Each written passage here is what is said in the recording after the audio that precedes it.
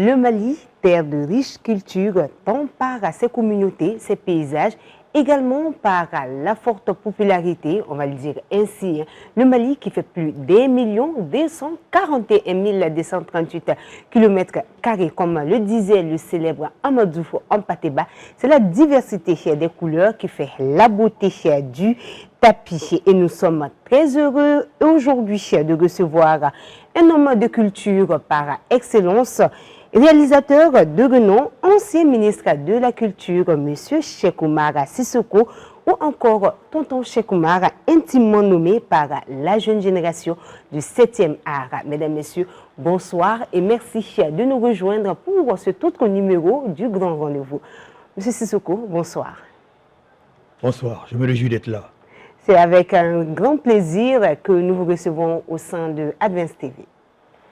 Alors, M. Sissoko, je l'ai notifié dès le départ, vous êtes une des âmes qui incarne le 7e art, notamment avec des réalisations telles que La Genèse, en 1999, Fizan en 1989, Gimba, un tyran, une époque en 1995, Batou, Niamanto ou encore Seko Boiré, dont le second volet est sur la table.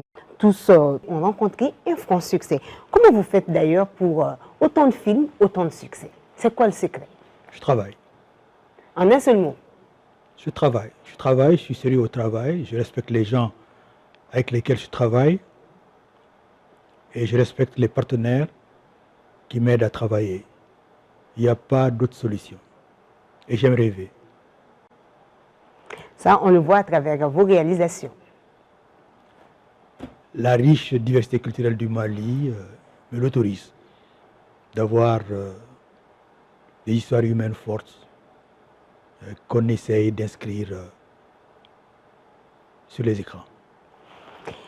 Alors, vous avez collaboré avec de nombreux acteurs de renom, dont Feu Bala Moussa Keïta, Sotigui Kouyaté ou encore Fatmata Diawara. Je n'oublie pas Habib Damele. Et par moments aussi, le chanteur Salif Keïta s'est prêté au jeu. Et des noms que j'oublie bien volontiers. Laquelle de ces collaborations vous a le plus marqué, M. Sissoko? Côté féminin, Hélène Diarra m'a beaucoup marqué. C'était des acteurs extraordinaires. Bala Moussa Keïta, Sotigui Kouyaté, Habib Dambélé, Hélène, et tout dernièrement, Amadoun Kassogué, des gens simples, des gens faciles, des gens talentueux, avec lesquels on prend du plaisir et qui font l'œuvre.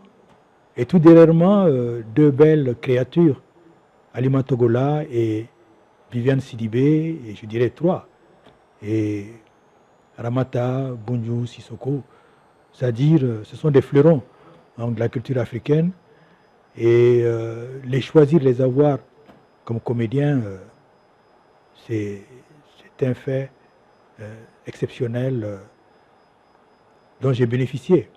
Habib, c'est mon ami. Je rêvais de l'avoir comme acteur principal. Et c'est chose faite avec la série Seko Boiré. Je rêvais de tourner avec beaucoup de gens, Kari Koulibaly, Magma, des grands acteurs. J'ai eu à le faire, mais pas en tant qu'acteur principal, mais ils ont été vraiment des choix qui ont enrichi mes films. Maintenant, répondre à la question, c'est très difficile. Bala Moussa Keïta était au-dessus du lot, il était exceptionnel. Il était exceptionnel. Il ne créait pas de problème. Il était toujours présent. Et il renforce le caractère que tu as écrit dans ton scénario. Ça, c'était sa spécificité. Il incarnait le personnage. Il l'incarnait et il renforçait le caractère du personnage. Il y mettait un plus. Par le regard, par la tonalité de la voix. On va dire qu'il a une particularité qui est assez singulière. Difficilement on peut l'imiter. C'était un personnage, moi aussi je l'ai découvert à Quelqu'un limite travers... aujourd'hui, hein? Oui, quelqu'un limite que Bala Moussa Junior. Ouais. Il limite assez bien, Oui. mais quand on regarde l'homme à travers vos œuvres, à travers les réalisations qu'il a fait, et à l'époque à travers les personnages qu'il incarnait, l'histoire qui était narrée dans ses écrits, c'était fascinant. Personnellement, j'en suis bluffée jusqu'à présent. C'était un homme extraordinaire, d'un humanisme tranchant. Il était disponible, il acceptait ce qu'on lui donnait, il acceptait où on le logeait, il acceptait ce qu'on lui donnait à manger et il enrichissait nos dialogues avec les proverbes, avec les formules tirées du terroir Bamana. Un homme exceptionnel. Et nous nous inclinons aujourd'hui devant leur mémoire, ces hommes et dames qui ont marqué l'histoire du cinéma malien et africain par extension. Ouais, en souhaitant que les jeunes s'en inspirent. S'en inspirent. Ouais. Alors, M. Sissoko, pour beaucoup, la notion de culture se limite souvent à du folklore, à de la musique, même si ce sont des pans de la culture. Alors, pour vous, quelle est votre définition? D'autant plus qu'on sait, vous êtes un réalisateur de renom, vous avez travaillé avec beaucoup d'acteurs culturels et vous avez même été à la gestion du département de la culture à un moment donné de votre carrière. La culture, l'UNESCO en a donné une définition qui ne m'a pas beaucoup satisfait. Je retiens cette définition d'un de vos oncles, un illustre intellectuel, un grand intellectuel du Mali, Moussa Sow. Il disait, la culture est l'ensemble des valeurs, des techniques et des connaissances que chaque communauté humaine développe pour construire sa société et lui assurer le mieux-être. C'est très clair, c'est limpide et on peut donner un contenu à chacun des éléments constitutifs de la culture. Les valeurs, c'est les valeurs de dignité, de solidarité, de travail, de tolérance, de sens de l'honneur, hein, le mieux vivre, le courage, le travail. Et en termes de techniques, c'est les techniques agricoles, les techniques de construction, n'est-ce pas? Les techniques, l'habit. Regardez ce que vous portez, regardez ce que je porte. Ce sont des techniques de tissu et de stylisme. Hein? En termes de connaissances, c'est comment est-ce que nous avons développé la philosophie, la connaissance du monde, la connaissance de notre histoire, hein? Les échanges.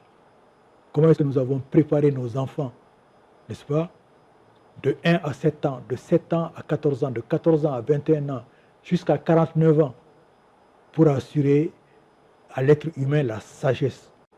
Hein? Des connaissances ont été développées pendant tout ce temps-là. La culture, c'est cet ensemble de valeurs, de techniques et de connaissances.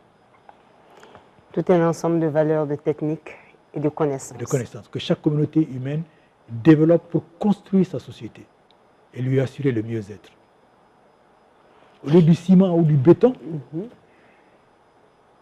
nos communautés ont compris que le climat n'autorise pas le ciment ni la tôle, mais plutôt le banco, l'argile. Hein?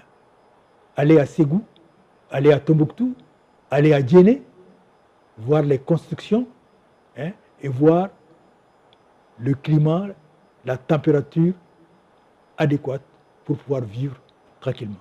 Regardez comment est-ce qu'on s'habille, avec de la cotonnade, n'est-ce pas? Un ensemble de choses, regardez les techniques agricoles, mais que malheureusement on ne met pas vraiment à suffisance pour pouvoir nous développer par nos propres connaissances, hélas. Alors, vous m'amenez à la question suivante qui est la question de l'industrialisation de nos richesses culturelles. D'après votre définition de la notion de la culture, on voit que nous avons tous les éléments Mais pourquoi cette industrialisation tarde à se faire, surtout au niveau de l'aspect culturel? Mais l'État n'a jamais considéré ce secteur comme un secteur prioritaire, hélas. C'est l'État qui peut assurer une véritable industrialisation en se basant sur les compétences des acteurs culturels, en essayant de valoriser leurs initiatives, leurs entreprises. L'État s'intéresse à l'industrialisation du coton, du secteur cotonnier, du secteur agricole, du secteur minier, n'est-ce pas, de beaucoup d'autres secteurs. C'est son obligation. C'est son devoir. C'est dans son devoir, c'est dans ses compétences. Mais la culture, l'État aussi considère cela comme le folklore. Ce n'est pas intéressant. J'ai eu maille à partir avec un de mes ministres quand j'étais fonctionnaire, qui lui a dit, nous n'avons pas les moyens pour nous investir ici, nous sommes plutôt intéressés à l'autosuffisance alimentaire, etc., etc. Et je lui ai répondu, mais pour qu'il puisse y avoir l'autosuffisance alimentaire, il faut que l'esprit soit nourri pour pouvoir comprendre donc ce qui doit nous conduire à l'autosuffisance alimentaire. Pour dire que la culture est le socle. Mais oui, et ça c'est les arts, c'est aussi l'école. Voilà. L'industrialisation, elle est facile. Le cinéma a 3 infrastructures. Plutôt, je parle du cinéma, c'est ça que je connais, mais on peut parler même de la culture. Il y a des infrastructures qui doivent porter vraiment l'industrialisation de la culture. Si l'État ne met pas les moyens, et l'État peut s'y investir et avoir en retour des plus-values à l'économie. Parce qu'il y a des emplois qui se créent. Regardez aujourd'hui Nollywood, c'est plus d'1 million d'employés. C'est plus de 500 milliards de francs CFA par an. Ça, c'est seulement le cinéma. L'emploi direct. Et ça, c'est sur la base des emplois directs. Emplois directs. Les techniciens, n'est-ce pas? Plus d'1 million. En 2008, il y avait 1 million, déjà, sur la base donc d'une étude sérieuse. Aujourd'hui, c'est beaucoup plus de 1 million. Et le théâtre, on peut développer aussi pour le théâtre. L'art graphique, la peinture, la sculpture, les arts plastiques, n'est-ce pas? Regardez quelqu'un comme Ablaye Konaté aujourd'hui, réputation internationale, mondiale, qu'on s'arrache pour exposer ses œuvres. Mais ces œuvres s'achètent à des dizaines de millions de francs CFA. Mais derrière, il n'y a pas de plus-value. Il y a des plus-values. En 2002-2004, il y a eu une étude de la CNUSED, des Nations Unies, qui a estimé que seulement la musique apportait 2 à 4% au PIB, au produit intérieur brut. 2 à 4%, la musique. Et la musique, s'il y avait une industrialisation, l'industrialisation, c'est essayer de soutenir les entreprises de production de la musique, les entreprises de production de la musique. Mais c'est aussi amener à construire des grands auditoriums pour pouvoir faire les œuvres musicales. Nos musiciens sont obligés d'aller à l'extérieur pour avoir des qualités d'enregistrement. Et ça, c'est des choses que nous perdons. Nous perdons les emplois qu'il faut. Nous perdons aussi... de la connaissance. La connaissance. Par ricochet. On peut faire cela, n'est-ce pas? Voilà un pan de l'industrialisation au niveau de la musique. Ce sont nos instruments. Aujourd'hui, on doit pouvoir développer l'industrie de nos instruments. Nos instruments qui aujourd'hui font un tabac dans la world music. C'est la kora, n'est-ce pas? C'est le kabalengoni, n'est-ce pas? C'est le balafon, etc., etc., etc. Donc, il y a si peu de moyens. Même si l'État ne peut pas s'y investir, l'État peut créer les conditions de garantie donc, des investissements dans ce secteur-là. Aujourd'hui, moi, je suis cinéaste. Je ne peux pas emprunter de l'argent dans une banque. J'ai eu à le faire une seule fois. Et c'est 3 banques qui se sont mises ensemble pour me faire un prêt de 50 millions de francs CFA. 50 millions, c'est rien pour la production d'un film. N'est-ce pas? Mais aujourd'hui, c'est quasiment impossible. Impossible. Même si j'amène mes titres de propriété. Et mes titres de propriété, j'ai 2 bâtiments qui existent depuis 1998. J'ai des films. Mais même en mettant ça sur le paquet, on me dira non. Parce qu'ils n'y croient pas. Il n'y a pas de garantie derrière. Ils disent qu'il n'y a pas de garantie. Mais les titres de propriété sont des garanties. N'est-ce pas? Bon, les films qui existent sont des garanties. Mais parce que l'État n'est pas intervenu pour expliquer ou imposer aux banques vraiment l'exigence d'avoir une porte ouverte pour les créations artistiques. Malheureusement. L'action culturelle, j'ai envie de qualifier cela de l'un des piliers pour définir certaines orientations de la politique culturelle. Alors, pourquoi on n'arrive pas à voir ces activités, l'action culturelle en tant que telle au Mali? D'autant plus qu'il y a un département qui est en charge de l'action culturelle, une direction. Pourquoi elle n'arrive pas à supporter les acteurs culturels aujourd'hui? Mais l'État ne met pas de financement. La Direction nationale de l'action culturelle, que j'ai eu à diriger en tant que ministre pendant 5 ans, a un budget qui porte simplement sur le fonctionnement. Le ministère de la Culture lui-même avait un budget 0,37%. À l'époque, ça faisait 3 milliards de francs CFA. Sur les 3 milliards de francs CFA, les 80% étaient destinés au fonctionnement, c'est-à-dire le paiement des salaires et le fonctionnement du ministère, du cabinet et autres. Il restait 20%. 20%, c'est-à-dire 600 millions pour toutes les activités culturelles pendant 1 an, pour tout le pays. C'est absolument rien. Et on continue toujours dans la même situation. J'avais eu à demander 1% du budget. Bien que, à mon avis, la culture qui mérite d'être un ministère d'État, tout comme l'éducation, peut et doit prétendre à 5% du budget. Pour l'ouverture d'esprit, la qualité du comportement, la formation de l'être humain, toutes choses indispensables vraiment donc, à un engagement certain pour tous les secteurs de développement de ce pays. Et la culture a indéniablement un mot là-dessus pour prétendre à ce changement qu'on souhaite. La culture touche tous les secteurs. Tous les secteurs. Donc, l'action culturelle ne peut pas fonctionner sans les ressources humaines. Il faut les former. Nous avons depuis le premier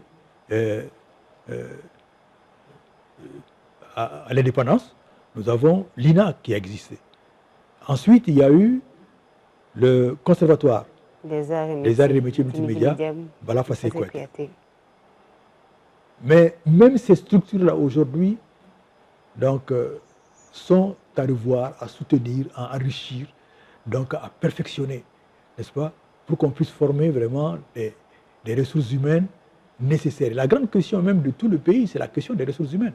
Il n'y a de richesse que d'hommes. Ce n'est pas moi qui l'ai dit, ça a été dit depuis le XVIe siècle par un illustre économiste français, Jean Baudin.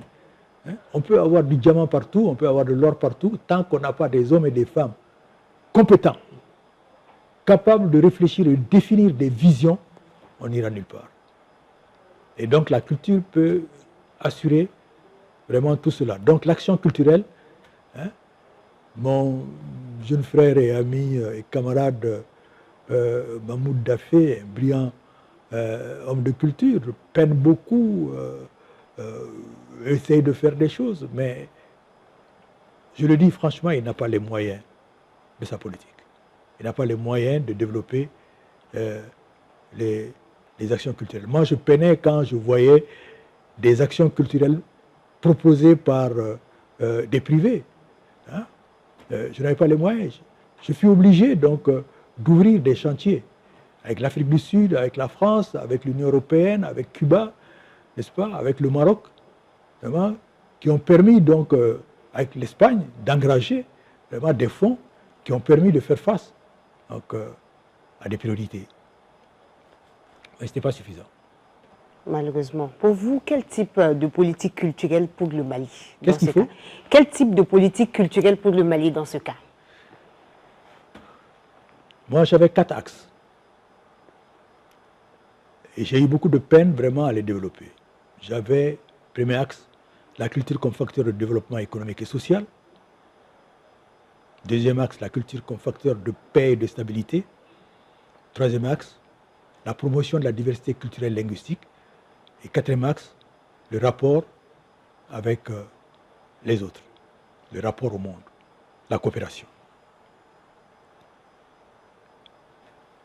Et tout cela permettait vraiment ça nous a permis de développer vraiment de poser les bases, de jeter les bases. Les bases, beaucoup de festivals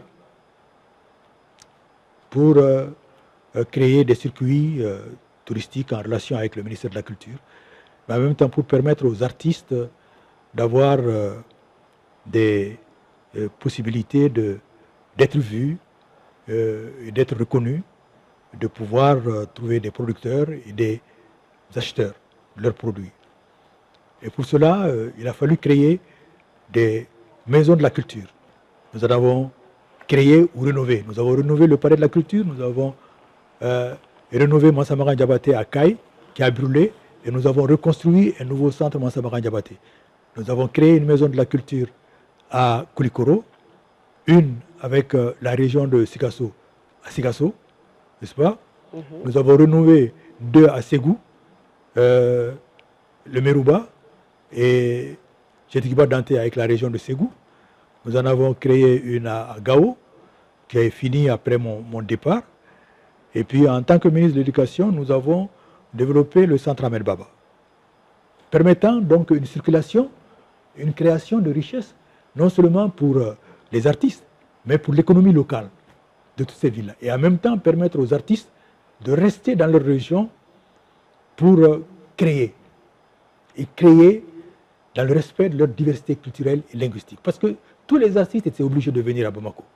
Et finalement, les artistes venant à Bamako utilisaient tous, pour la plupart, le djembé, le balafon, c'est-à-dire c'est la culture mandingue qui était en train de dominer toutes les autres cultures, alors que nous avons des instruments mythiques dans les autres régions. Le wassoulou a explosé, pas de mon temps, hein, mais par les artistes du wassoulou. Le Nord, hein, les Songoï et puis les Tamashek sont développés.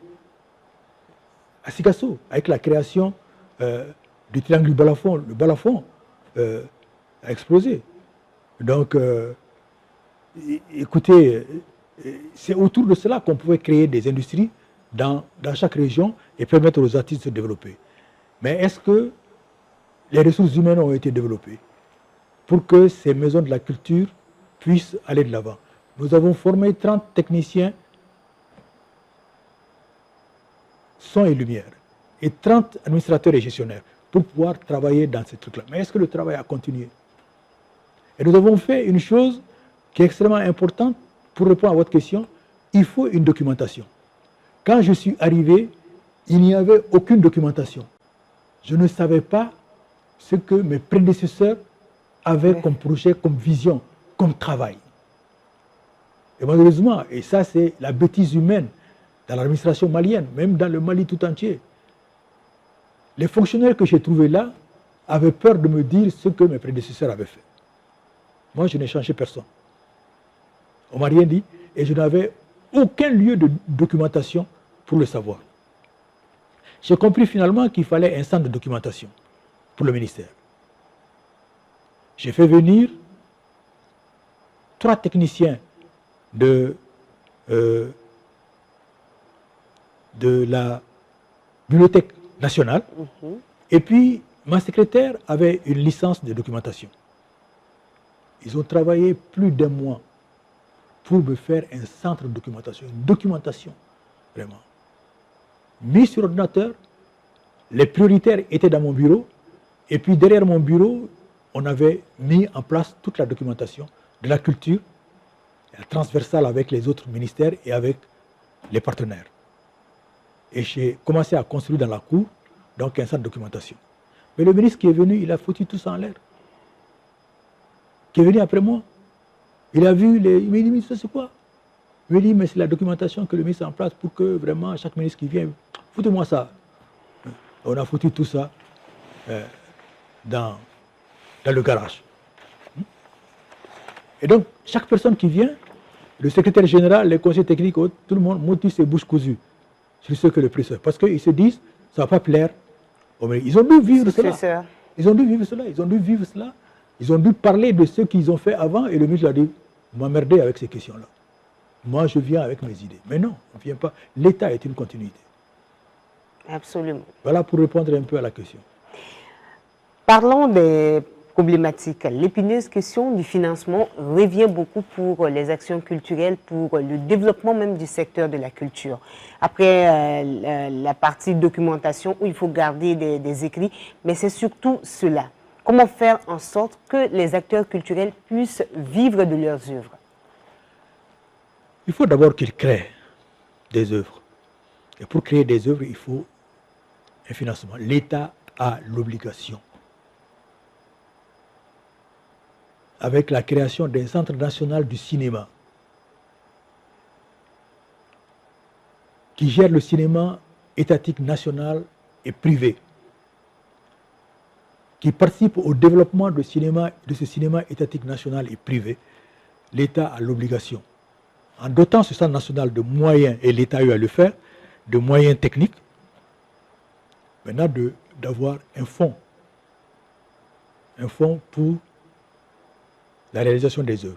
Ça, c'est le domaine du cinéma, j'en parle parce que c'est mon domaine, mais tous les autres, la musique, le théâtre, les arts plastiques, le design, etc., etc., la danse, l'État a l'obligation. Tout simplement parce que l'État, ce corps social et politique, a obligation de gérer la cité. Donc en développant des infrastructures, en mettant les moyens pour créer donc, des possibilités de travail, d'emploi, mais aussi de création de richesses. Et là, la culture peut créer beaucoup d'emplois et beaucoup de richesses.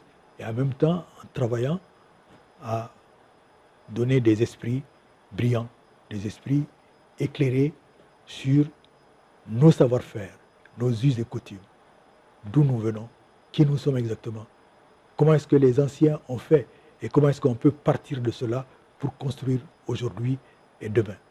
Hein? L'État peut, dans les difficultés qu'il connaît, assurer aussi au niveau des institutions financières, des banques par exemple, donc des portes ou des fenêtres pour faciliter les prêts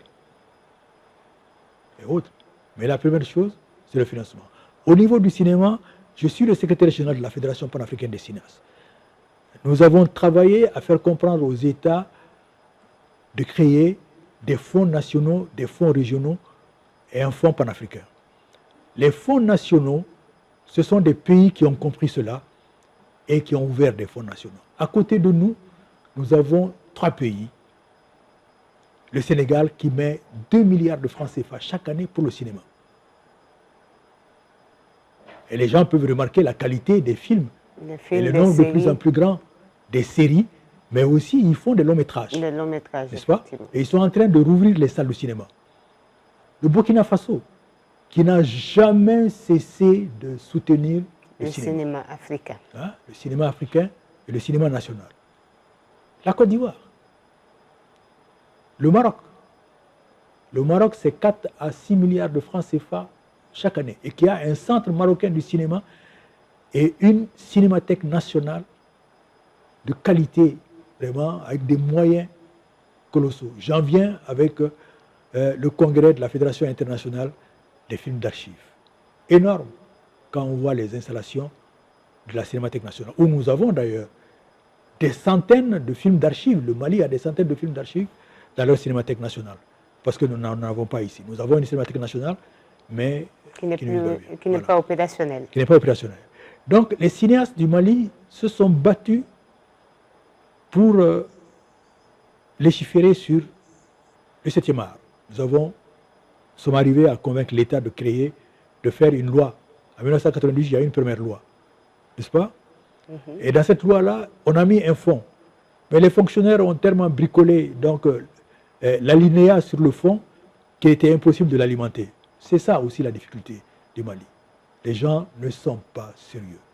Donc, nous avons continué et en 2016, l'État a accepté une loi pour la création d'un fonds pour le cinéma. 6 milliards de francs CFA.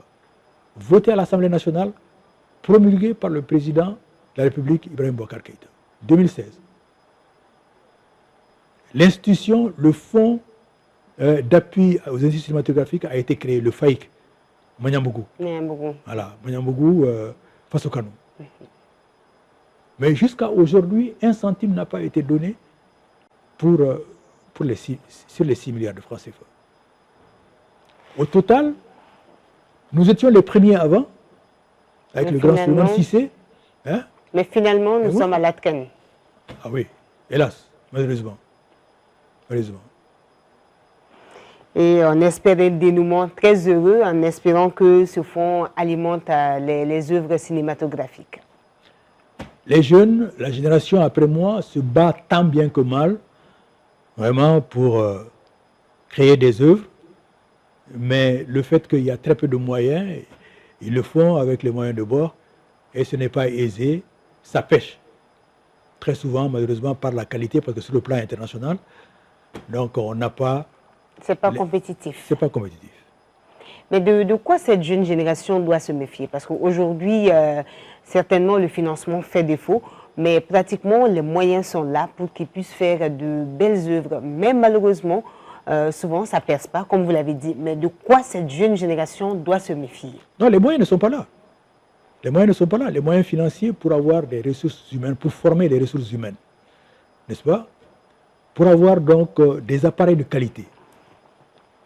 Pour avoir une post-production. La post-production, c'est de faire un montage, un mixage, un étalonnage dans les conditions professionnelles.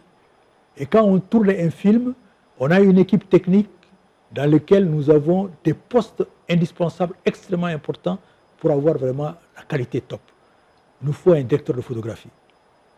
Ça, c'est extrêmement important. Bon, il faut des cadreurs, il faut des réalisateurs, il y en a. Bon, même ça, il faut en former. Nous devons former les techniciens du cinéma. Nous devons avoir des infrastructures, c'est-à-dire avoir des salles de montage professionnelles, des studios de mixage, vraiment des studios d'étalonnage, studios d'effets spéciaux. Nous avons des hommes pour cela. On a simplement besoin de les former un peu, donc à un niveau supérieur, mais leur donner les moyens. Nous avons travaillé pour amener à ce niveau-là. Mais aujourd'hui, les jeunes n'ont pas ces moyens-là. Parce qu'avant, nous avons bénéficié des financements extérieurs. Aujourd'hui, ces guichets se sont fermés. N'est-ce pas? Le seul guichet qui restait, c'est l'OIF. Mais là, avec donc, la situation actuelle, l'OIF aussi nous est fermé. Donc, ils ont beaucoup de problèmes. Il y a les ressources humaines. Il y a maintenant le matériel. N'est-ce pas? Et puis, malheureusement, il n'y a pas de salle de cinéma. Vous faites des films, comment arriver à l'autofinancement d'un film que vous avez fait si vous ne pouvez pas les monter dans les salles de cinéma? Il n'y a que le Babemba. Malheureusement. Malheureusement. Heureusement et malheureusement. Heureusement que ça existait. Ça existe. Voilà. Donc, mais je sais que le ministère de la Culture actuel a ce souci de développer ce secteur de l'exploitation et que 3 salles sont déjà ciblées parce que des salles ont existé. Elles ont été vendues, mais quand je suis arrivé ministre de la Culture, moi j'ai bloqué 7 salles qui n'étaient pas encore vendues. Et sur les 7 salles, le ministère de la Culture actuellement est en train de travailler. 3 salles sont choisies. El Hilal, Ahmed Dankoura, Kati Lafia, et puis la salle de Koulikro, dans un premier temps. Sinon, il y a d'autres salles, comme à Ségou, le Merouba est dans une situation très potable, tout comme la salle de Mopti, Il y a la salle de sang, il y a d'autres salles. Il y a 7 salles en tout. Mais je pense qu'il y a une volonté qui s'exprime, mais comment Tagné, quoi. Comment Tagné, hein? C'est-à-dire que, et c'est dommage puisque nous avons eu une année de la culture qui a été tellement appréciée par le monde de la culture, hein, par tout le monde. Mais les moyens n'ont pas été mis. Hein. Les moyens n'ont pas mis. Et le ministre de la Culture, il a fait ce qu'il a pu, mais Toka Djadonde. M. Sissoko. Alors, quels sont les futurs projets de M. Sissoko, de Tonton Cheikh Oumar pour la jeune génération?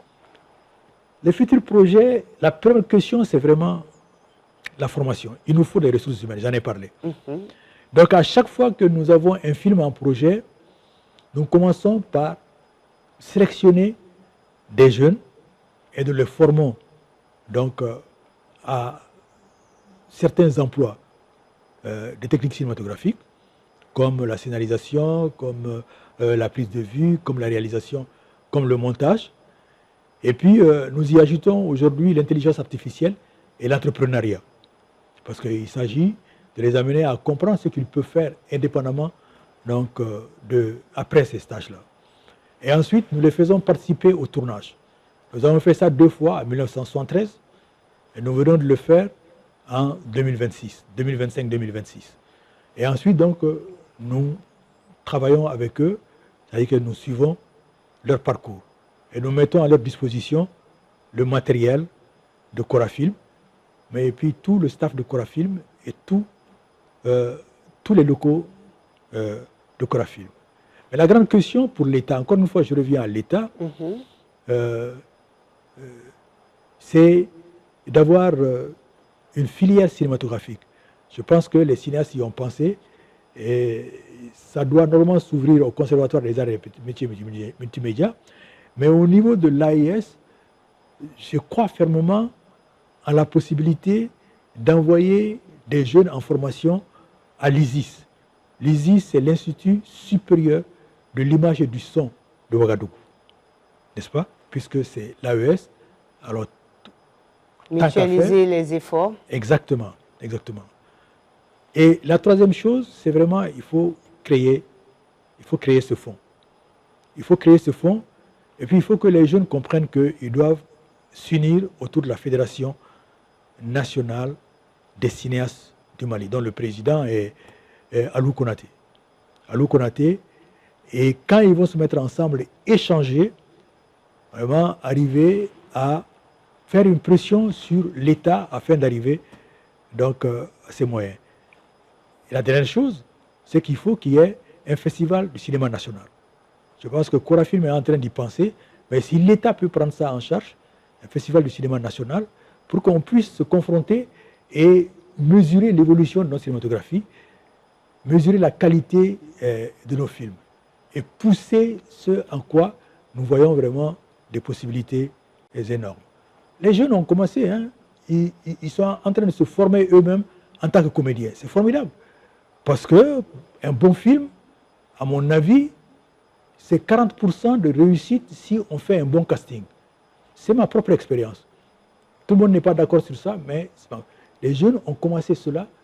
Et je sais que lundi, ils commencent déjà une formation à Corafilm, donc une formation d'1 semaine. Ils ont commencé bien avant d'aller à Corafilm, mais nous leur offrons donc l'espace. Tout comme nous offrons l'espace à tous les artistes du Mali, donc gratuitement. Depuis 1998, nous le faisons, pourquoi pas maintenant. Merci beaucoup, M. Sissoko. Alors, nous sommes à la dernière partie, la dernière question que je souhaiterais vous poser, c'est si on devait garder un souvenir du réalisateur de renom, du nom de M. Cheikh Oumar Sissoko, quel serait ce souvenir selon vous?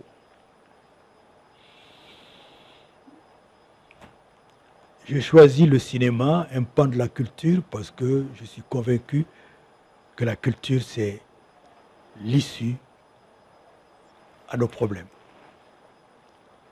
Tout comme Aimé Césaire l'a dit quand il a reçu François Mitterrand président à Fort-de-France, où Aimé Césaire était maire. Dans son discours, il lui a dit « Je ne vous demanderai pas de m'aider à des investissements dans nos industries, ni dans d'autres institutions. Certes, nous en avons besoin. Mais ce dont nous avons besoin le plus, c'est que vous nous aidiez à nous connaître nous-mêmes. C'est-à-dire, en gagnerait donc la culture. Et j'y crois. Moi, j'étais un scientifique, j'ai abandonné cela pour venir au cinéma. Et je ne le regrette pas aujourd'hui. Je pense que c'est le plus beau métier du monde, tout comme les autres arts, parce que nous créons pour converser, dialoguer avec des publics. Dans la mission que je me suis confiée,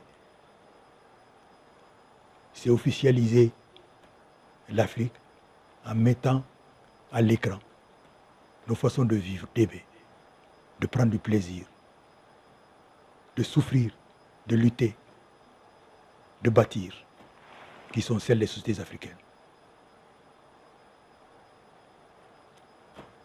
J'invite les jeunes donc à suivre cette voie.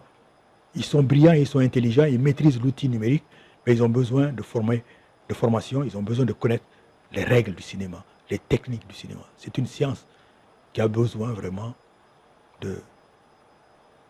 d'être su pour pouvoir faire des grandes œuvres. Et nous avons des jeunes qui peuvent le faire. Et nous avons de très très bons comédiens. De très très bons comédiens. Ouh là là. Que retenir donc de M. Sissoko, le réalisateur? Vous savez bien, vous voulez dire que je suis un emmerdeur. C'est vrai que je suis un emmerdeur, mais c'est parce que je suis rigoureux.